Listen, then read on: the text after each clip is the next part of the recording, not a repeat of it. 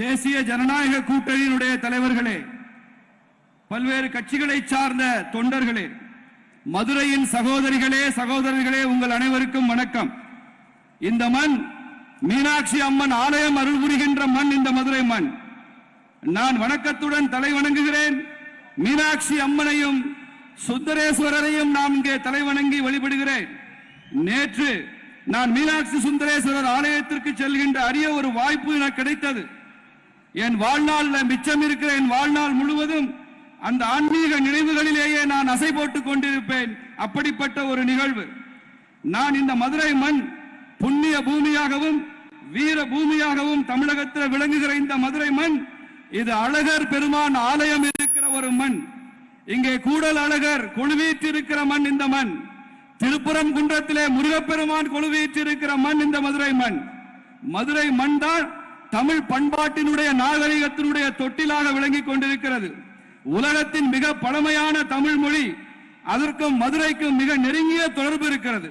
மதுரை என்று சொன்ன மாத்திரத்தில் நம் நினைவுக்கு வருவது சங்கம் வளர்த்த மதுரை, தமிழ் சங்கம் இங்கே இருந்தது என்பது நினைவுக்கு வருகிறது. தமிழ் இலக்கியங்கள் என்றாலே முழுவதுமாக ஆழமான ஞானம் நிறைந்த இலக்கியங்கள் தமிழ் இலக்கியங்கள். அதனால்தான் தமிழ் இலக்கியத்தையும் பண்பாட்டையும் வளர்த்தெடுக்க வருவர் அத்தனை பேரையும் நான் பாராட்டி வணங்குகிறேன். இந்த மதுரை மண் மகாத்மா காந்தியிடம் மிகப்பெரிய தாக்கத்தை ஏற்படுத்திய மண். அந்த மண்ணிலிருந்து சொல்லுகிறேன், நான் எனது வணக்கங்களையும் மரியாதையும் செலுத்துகிறேன். மிகச்சிறந்த ஆளுமையான பசும்பன் முத்துராமலிங்க தேவர் ஐயா அவர்களுக்கு எனது மரியாதையை செலுத்துகிறேன். அச்சமற்ற மருது சகோதரர்களுக்கு, மருது பாண்டியர்களுக்கு எனது வணக்கங்களை செலுத்துகிறேன். துணிச்சல் நிறைந்த வீரபாண்டிய கட்டபொம்மனுக்கு எனது மரியாதையை செலுத்துகிறேன். மரியாதைக்குரிய இமானுவேல் சேகரனார் அவர்களுக்கு எனது மரியாதையை செலுத்துகிறேன். ஒரு தீர்க்கதரிசியாக இருந்த வாவு சிதம்பரம் பிள்ளை அவர்களுக்கு எனது மரியாதையை செலுத்துகிறேன். அரசியலிலே விற்பனராக அரசியல் தீர்க்கதரிசியாக இருந்த காமராஜர் ஐயா அவர்களுக்கு எனது மரியாதையை செலுத்துகிறேன். இந்த மண்ணை சார்ந்த மிகச்சிறந்த அறிவுஜியாக இருந்த என்எம்ஆர் சுப்பிரமணியன் அவர்களுக்கு எனது மரியாதையை இங்கே நான் செலுத்திக் கொள்கிறேன். Friends, the people of this region have a strong mind and a big heart. Centuries ago, many people from Saurashtra in my home state of Gujarat came here. There is also a large Telugu community here since many years. The way Madurai has accepted them is a perfect example of Ek Bharat, Shrestha Bharat. நண்பர்களே, இந்த மண்ணில் இருக்கக்கூடியவர்களுக்கு வலிமையான மனமும் மிக பரந்த இதயமும் கொண்ட மக்கள் இந்த மக்கள்.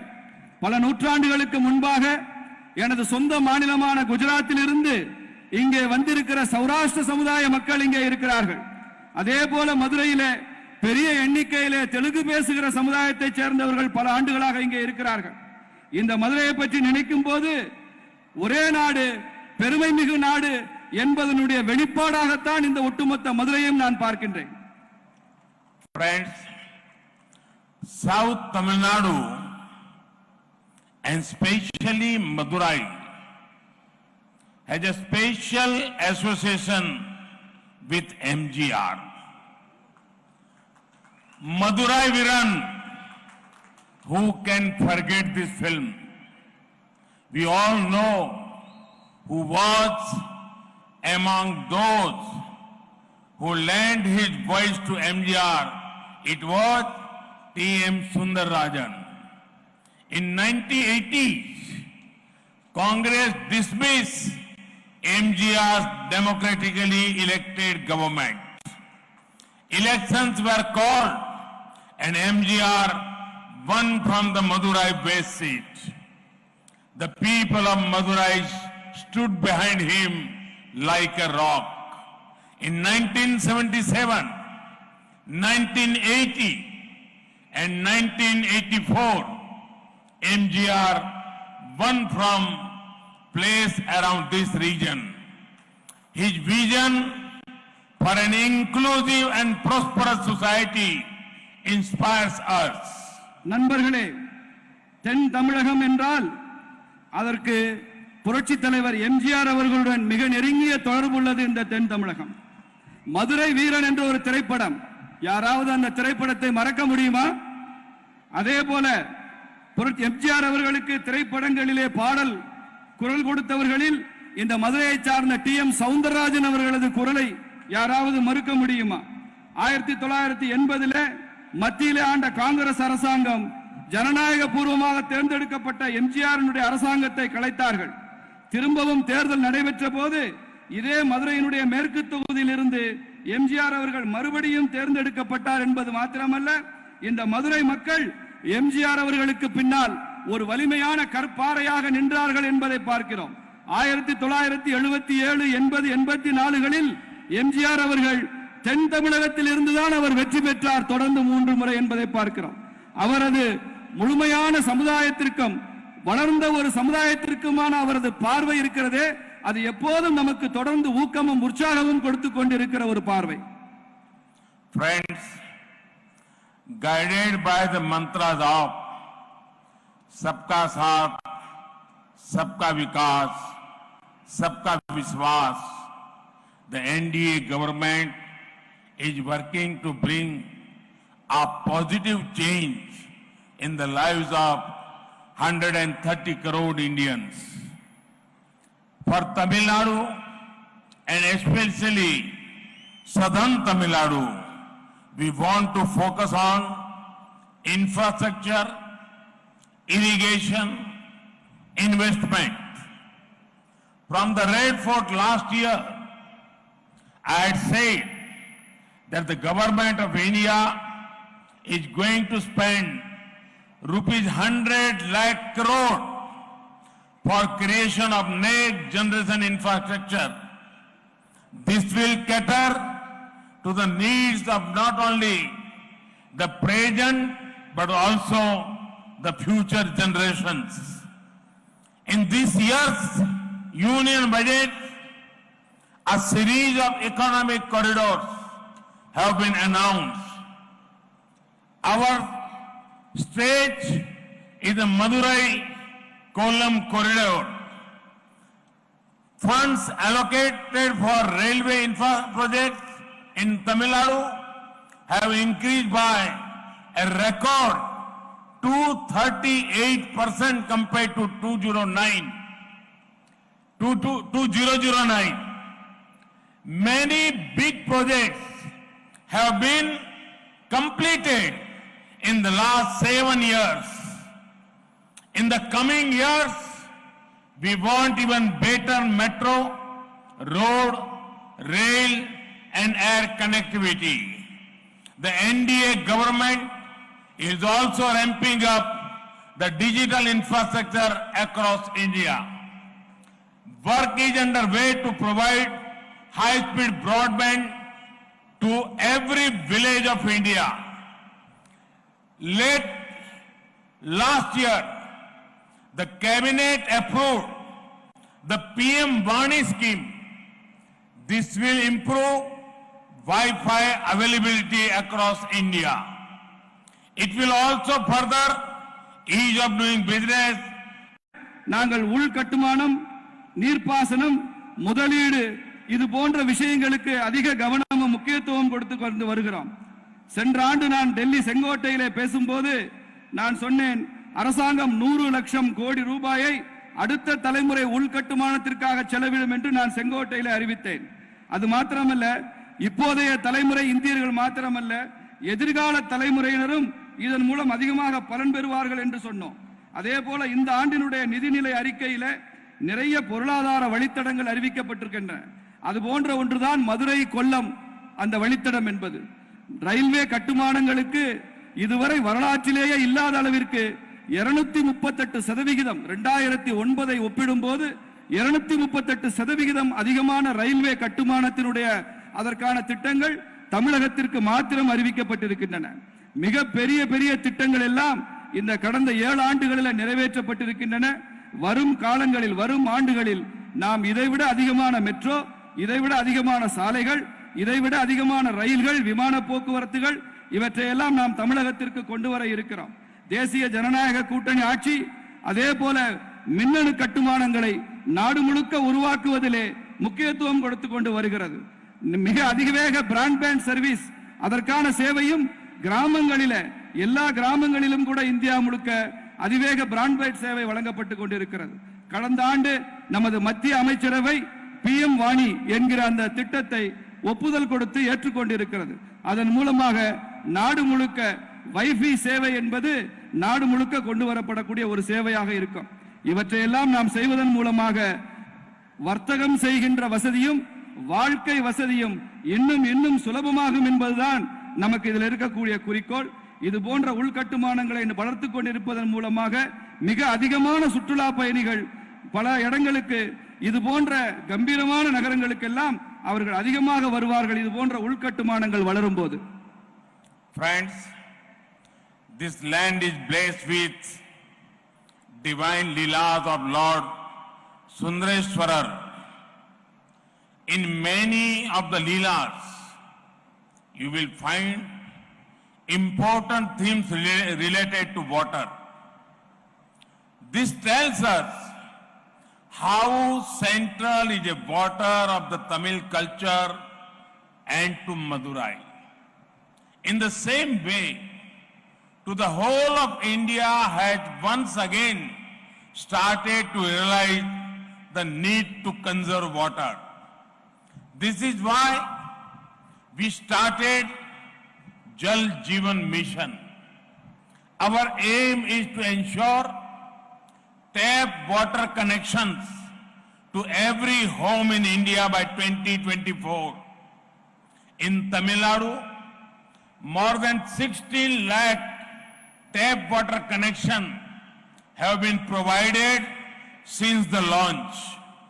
நண்பர்களே, இந்த மண் இறைவனுடைய சுந்தரேஸ்வரருடைய திருவிளையாடல்களால் நிரம்ப பெற்ற ஒரு மண். நமக்கு தெரிந்த அத்துணை திருவிளையாடல்களிலும் நாம் முக்கியமான ஒரு விஷயத்தை பார்க்கலாம். அதுதான் தண்ணீருடன் இந்த பண்பாடு எப்படி சம்பந்தப்பட்டிருக்கிறது என்பதை அங்கே பார்க்கலாம். தமிழ் பண்பாடும் இந்த மதுரை நகரமும் கூட அந்த தண்ணீருடன் நீருடன் இணைந்த பண்பாட்டுடன் தொடர்பு கொண்டிருக்கிறதை நாம் பார்க்கிறோம். அதை போலவே இந்தியா முழுக்க இந்த தண்ணீரை சேமிப்பதனுடைய அவசியத்தை ஒட்டுமொத்த தேசமும் உணரத் துவங்கி இருக்கிறது என்பதை பார்க்கிறோம். அதற்காகத்தான் இந்த அரசாங்கம் ஜல் ஜீவன் திட்டம் என்ற பெயரிலே நாம் தண்ணீருக்காக ஒரு திட்டத்தை அறிவித்தோம். அதனுடைய நோக்கம் என்ன? 2024 ஆண்டுக்குள் இந்தியாவின் ஒவ்வொரு வீடுகளிலும் குடிநீரை குழாயின் மூலமாக குழாய் நீர் இணைப்பின் மூலமாக கொண்டு வருகிறதா அந்த ஜல் ஜீவன் திட்டத்தினுடைய இலக்காக நாம் வைத்திருக்கிறோம்.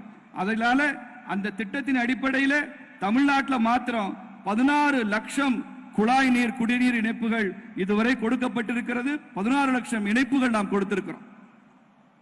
The central government and the state government together, we have already commissioned many drinking water projects in the state to provide round-the-clock safe drinking water. It is my belief that once again, Lord Sundareshwarar will bless this land as water will flow through river Vagai. Guided by the mantra of per drop, more crop, we are also working with farmers to ensure water is saved and agriculture produce is up. மத்திய அரசாங்கம் மாநில அரசாங்கமும் இணைந்து நிறைய குடிநீர் திட்டங்களை நாம் இந்த மாநிலத்தில் துவங்கி இருக்கிறோம். அந்த குடிநீர் திட்டங்கள் 24 மணி நேரமும் தடையற்ற குடிநீரை வழங்கக்கூடிய திட்டங்களாக இருக்கும். நான் ஆழமாக நம்புகிறேன், சுந்தரேஸ்வரர் அருள்பாலிக்கும் இந்த மண்ணில தண்ணீர்ல வைகையில தண்ணீர் எப்போதும் இல்லாத அளவிற்கு எதிர்காலத்தில் ஓடும் என்று நான் நம்புகிறேன்.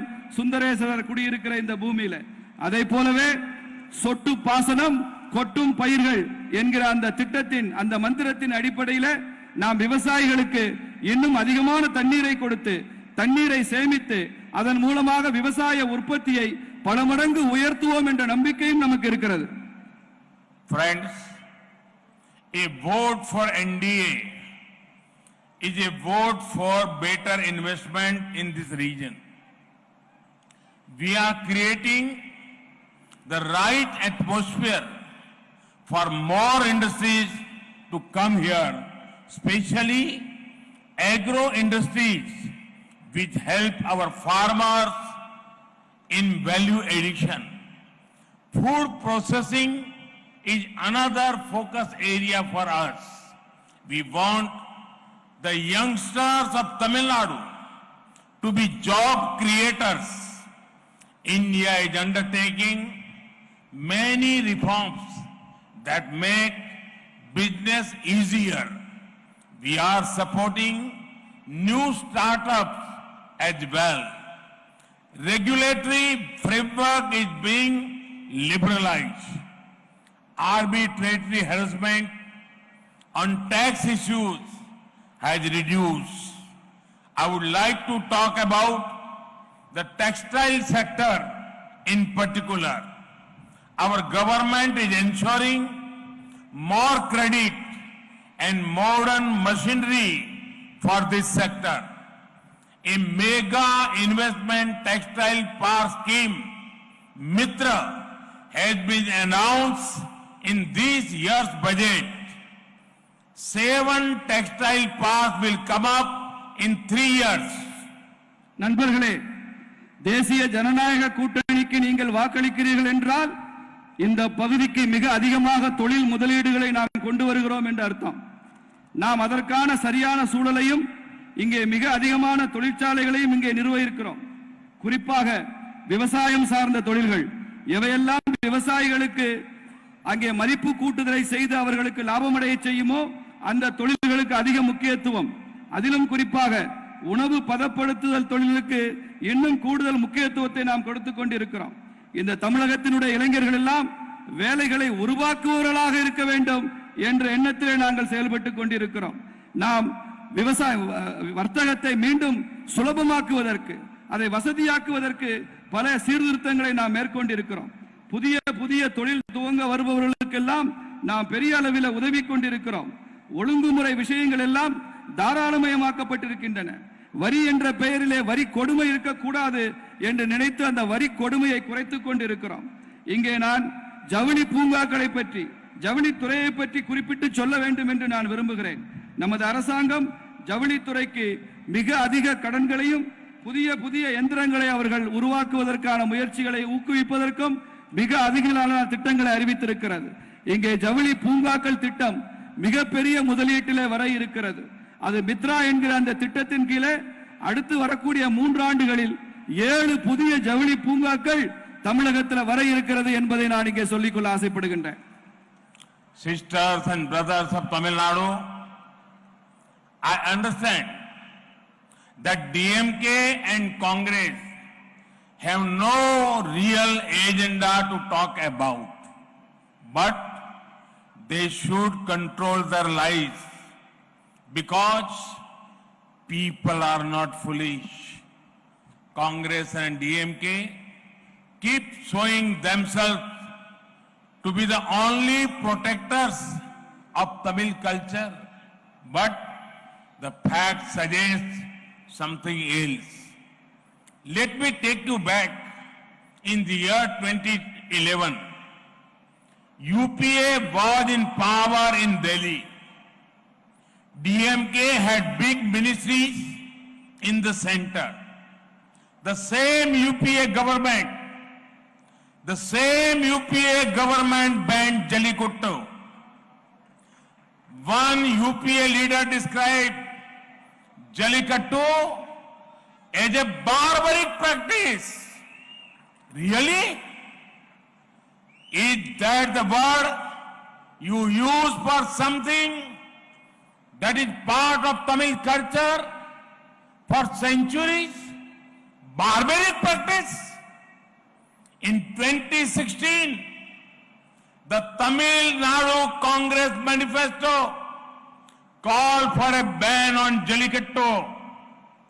Congress and DMK should be ashamed of themselves.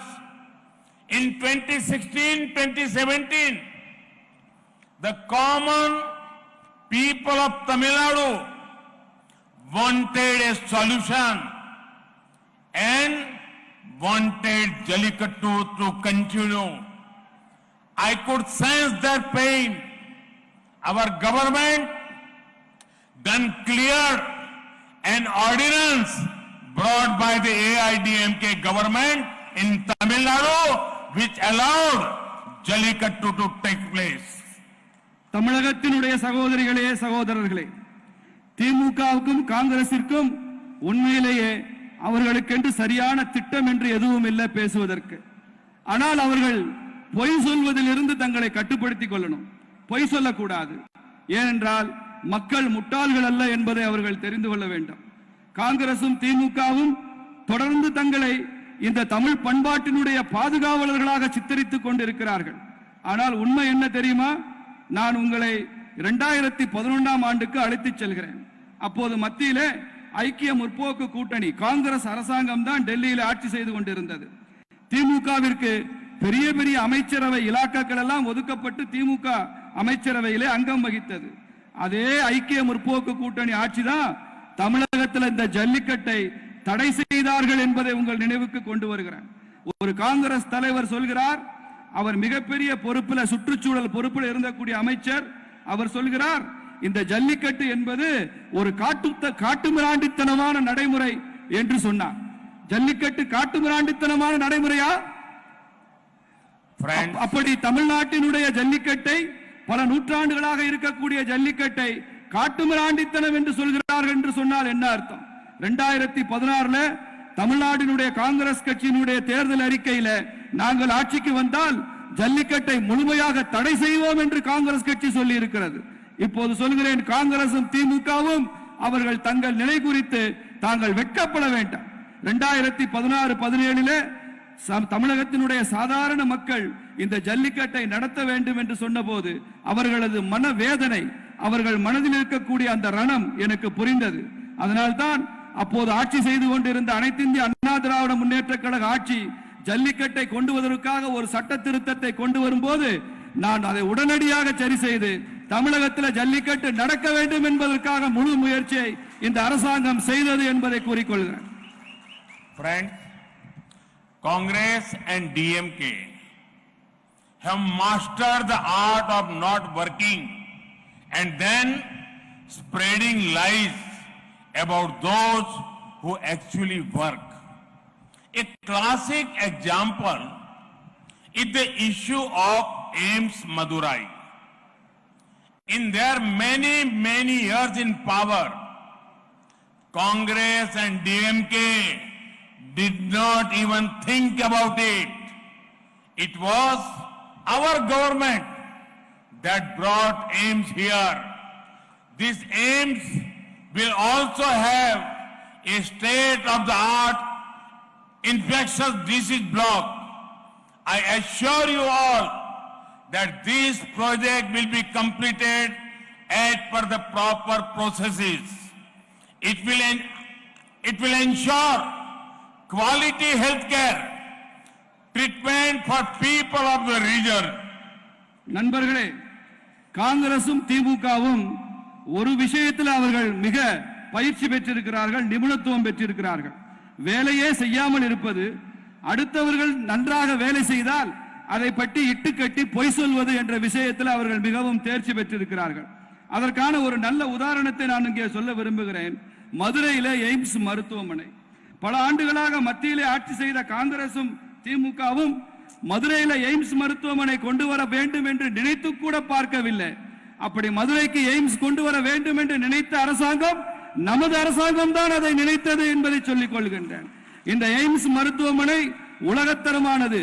தொற்று நோய் சிகிச்சைகளுக்காக அதற்கென்று ஒரு தனியாக ஒரு பிரிவுடன் சர்வதேச தரத்துடன் அமைக்கப்பட இருக்கிறது.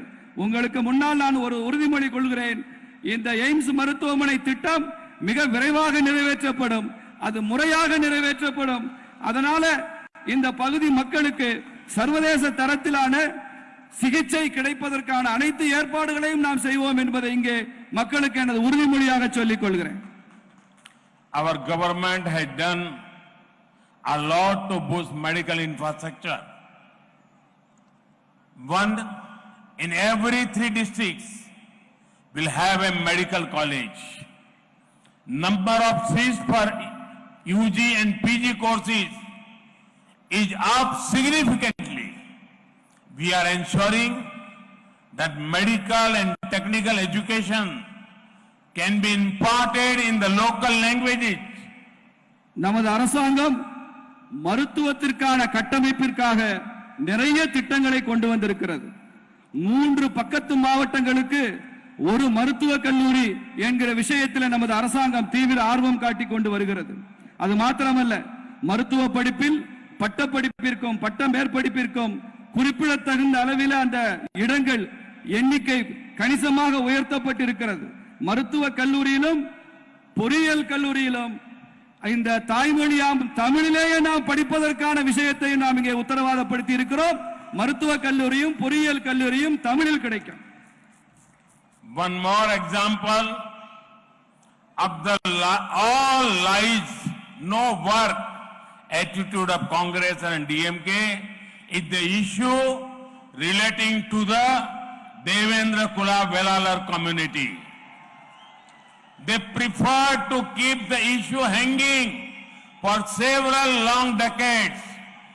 It was the AIDMK government in Tamil Nadu and the BJP-led government in the center that worked together to ensure dignity for the Devendra Kula Velalar community. ஒரு வேலையும் செய்வதில்லை, ஆனால் சொல்வதெல்லாம் பொய்தான் காங்கிரசும் திமுகவும் என்பதற்கு நான் இன்னொரு உதாரணத்தை உங்களுக்கு சொல்ல விரும்புகிறேன். அதுதான் தேவேந்திர குல வேளாளர் சமுதாயம் பற்றிய அந்த விஷயம்.